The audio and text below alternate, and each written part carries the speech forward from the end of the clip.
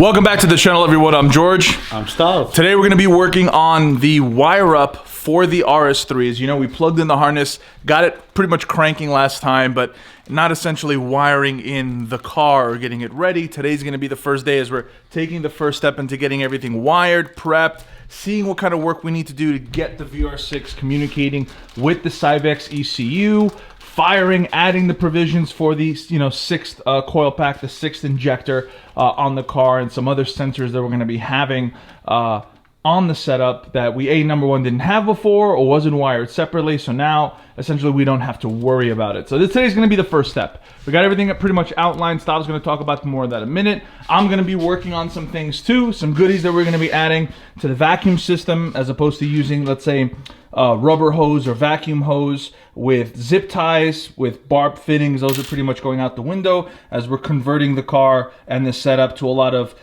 these push connectors, kind of what do they call them, Stav? Push locks. Push locks, pretty much. So I'm gonna get a bunch of these installed onto the car. I got a bunch of the bungs I'm gonna be putting on the intake manifold. Where we're gonna be placing them, we'll talk about later in the video. But Stav, get us at least a brief understanding what we're gonna be doing today. I know saying wiring is kicking off is very broad. Correct. Specifically, talk about what we need to do with the car. Today we're going to work on getting the coil pack harness started and hopefully done. We're going to work on the fuel injection harness. As much as this harness looks like it kind of fits right in, and a lot of things do plug and play. Yeah, we have spaghetti going on and it's plug and play. There is a lot of minor tweaks that need to be done. For example, you're adding an extra cylinder, so we have to add another coil pack, another injector, and there's a lot of differences. Like, for example, on the coil pack harness, each cylinder has its own ground. Obviously, we don't want to, weld anything to this valve cover, so we're going to be repinning all this for each coil pack and running the grounds to a remote location. So just one ground for pretty much all? We're going to do 1 or 2 grounds and to one location instead of having 5 grounds on top of or 6 grounds on top of the valve cover. Okay, so for today's goal for the harness, what are we starting out with and what are we going to be done with wiring-wise on the car? We're going to do the injector harness and the coil pack harness today, and if we can, go further. Okay, so we're going to knock that out. Stav's going to be working that and get into more detail as his little workstation there in the corner for wire up as he begins. While he's doing that, since I don't touch wiring, I will start drilling, tapping, and getting ready the intake manifold for the new vacuum 1/8" MPT little bungs. So this way we can install these and now convert the rest of the car. I've already started installing these on the rest of them, so they're going to be the push lock. Again, no more zip ties, no more having to cut the zip ties if we need to remove them, work on them. Now it's just quick disconnect, quick removal. And these these are used on 130 psi like applications, like on trucks. So we're not going to have any problem when we get into boost, blowing off a hose and losing the reference to the blow off valve or the fuel pressure regulator. You'll be fine. Yeah, or the gate itself. And we're going to be converting pretty much every vacuum point that used to have zip ties. As I said, the 5-cylinder setup in this car before basically had vacuum lines with zip ties, as do most of them, and a lot of other boosted cars out there that may work. We just want to make sure that we make the car more efficient, easier to work on, and just overall less of a headache. And cleaning up the bay too. Zip ties doesn't really look so good, even if you get the black zip ties around the hose and kind of hide it. It doesn't really look good when you're talking about a really higher end build or something that you want to shoot for, and potentially someone's going to come here and look at the bay and say, okay, let me see what kind of setup you have, and they'll see zip ties and rubber hose. So we just want to bring it up to another level and do something a little bit cleaner, a little bit more consistent, and the push locks seem to be at least going in that direction, especially the old metal ones, so we don't have to worry about any plastic melting on the outside, especially on the gate here that's going to be so close to the downpipe, so close to the exhaust. We went with the old metal version. So without further ado, let's kick that off. Stop. You're going to go off with your wiring. You're going to start off with the injector or the coil pack harness? Coil pack harness. So you're going to start from the top down pretty Correct. much. So you're going to start off the coil pack harness. I'll start off here drilling and welding, and then we'll update you guys here in about a couple seconds. Stav is, looks like putting together the injector harness. Correct. And then you're going to work on the coil pack harness. Correct. We're going to, we got the injector harness. All brand new connectors? All brand new connectors, all brand new wires. We're going to put a 12-pin connector right here, and then a 12-pin connector on your original harness. Nice. So well, good work. There. Yeah, and then and it's hidden up tight. It's going to clear the intake manifold. We already test fitted that, so it's going. Nice. And while Stav was wiring away, I managed to drill out and then weld in all the individual vacuum bungs.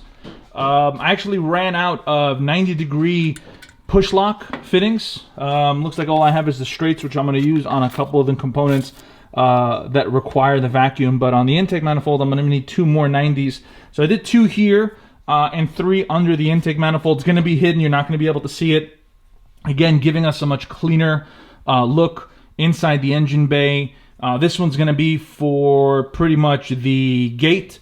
And then we have over here for the fuel pressure regulator, and then probably blow-off valve, and then anything else that the car might need. So I have 3 individual ports, again, push lock, all metal. And I think this should be enough. Worst case scenario, you could always remove it, drill out, and do individual. And which is kind of cool too, I was looking at the runners, and I was talking to Stav, you know, in the eventuality that we turn this thing into a full dragster, and we're going to need to throw some nitrous at it, I was thinking about maybe getting the nitrous bungs and then drilling and then either tapping them in or welding them and having those quick disconnects for the nitrous individual on the runners too. So I was kind of chatting with Stav about that, you know, for later down the road as the car gets a little bit crazier and we start to throw some power at it with the built motor. But again, intake manifold is going to be hidden. Again, it's going to be underneath. You're not going to be able to see it. It's going to keep things clean. All right, offsetted these too, so the lines will run concurrently. You know, they'll run a little offset here so they don't come in the way of each other, and it'll, you know, look a little bit and operate a little bit cleaner. So we're going to continue on. Stav's going to be busy wiring the car up. I got some time-lapse footage for him over there while he's working, and then we'll keep pushing. So yeah, my welding portion is done. The rest of the video belongs to Stav, as he is the one undertaking the wiring on this car. So we'll update here within the next hour or so and see how things look. Looking sharp, Stav. Yep. Got the connector here. Where's it go? Go right to the factory. Well, now the new Deutsch connector. We repinned all the ECU, and let's see. And you're gonna have to run now for the 6th injector. Correct. We're gonna run it through the harness and all that, but I'm not gonna do that. You're gonna have to pin it from the back, right? Correct. So but it's run through the front. Correct.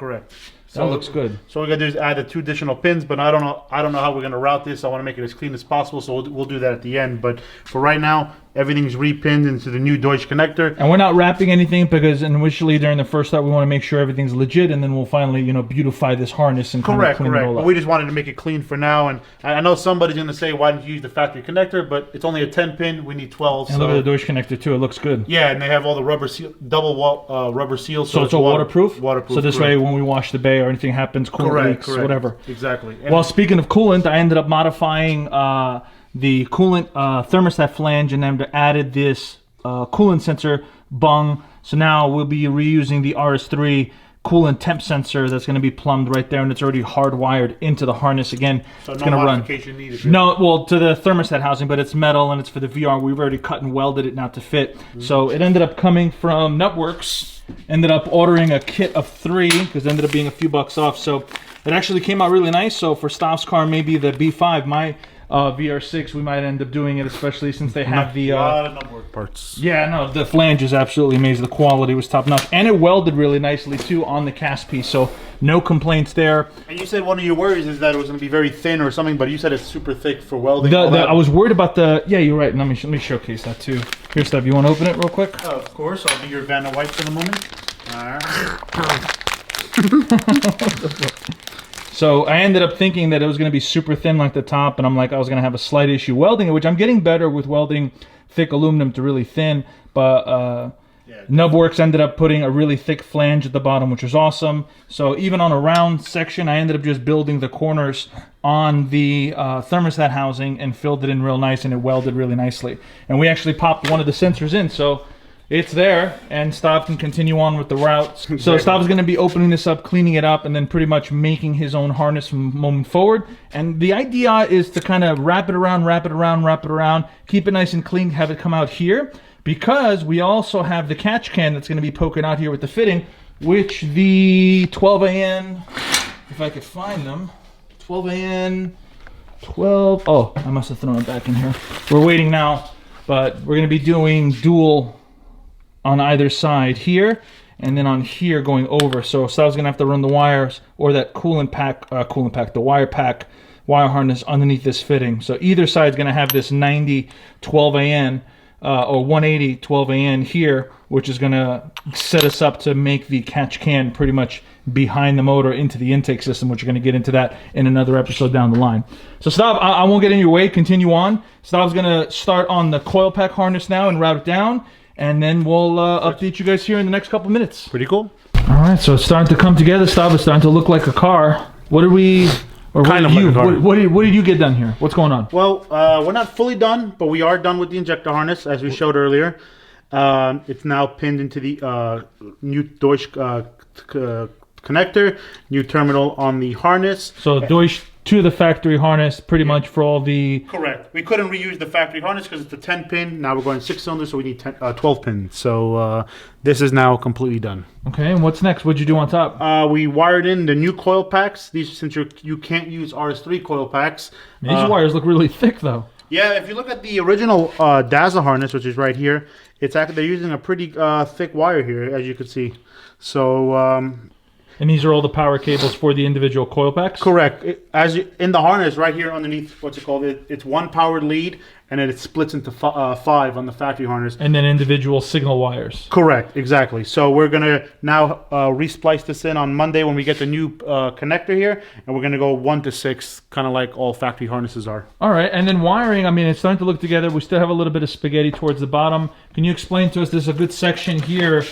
What is this and what are we doing with it? On top of this too, there's a lot of stuff here that we don't even know what it is. Correct. Right, so you're going to have to start pinning and start taking a look at the ECU, looking at the inputs and seeing what's what. And then we still have the cam sensors, whatnot to wire and plug on the back of the VR. Yeah, we have quite a bit. I mean, we made some headway this weekend. Like you said, we made the new 6 injector harness. And this is the OEM 07K DAZA. Correct, yeah. I basically copied it, and instead of having a 10-pin, we went to the 12. It's good to go now, so that's done. But we have a lot of things we have to figure out here of what we are going to use. And of course, even though, let's say we weren't going to use this connector, we don't necessarily have to take it out. We could use this wiring for a sensor that we are going to use. So and then just repin it on the Syvecs ECU. Correct, and then keep using it. Correct. So, all right, so I think this is a good day's worth of work. Well, a couple days worth of work. We got the coil packs pretty much routed the way I wanted it. We got the injectors pretty much wired, and then we just got to add for the provisions for the 6th injector, and the same thing for the 6th coil pack going all the way to the Syvecs ECU, and we're coming together. So the exhaust, I just have to now pretty much figure out where I want the O2s, where we're going to put the EGTs. We're going to have 2 of them, one for the Innovate sensor that we have inside the car, and another one for the Syvecs standalone ECU. We already modified the intake manifold. We showed that it fit even with the wiring loom that Stav made. So we're going to leave everything open while Stav is going to be working diligently throughout the entire week, kind of finishing up this wiring kind of spaghetti, and then figuring out what the pins are on the ECU, and then, you know, working towards our first start here, which we're looking to do within the next week or 2. Correct. All right, so that about wraps it up. We're going to be working throughout the entire week, finishing the wiring, little details, little tidbits as Stav finds that I need to kind of clean up and fix, but ultimately pushing towards getting the car completely wired, making sure the inputs are good, and then getting that base file loaded and seeing if this thing will fire up and, you know, sustain and keep running.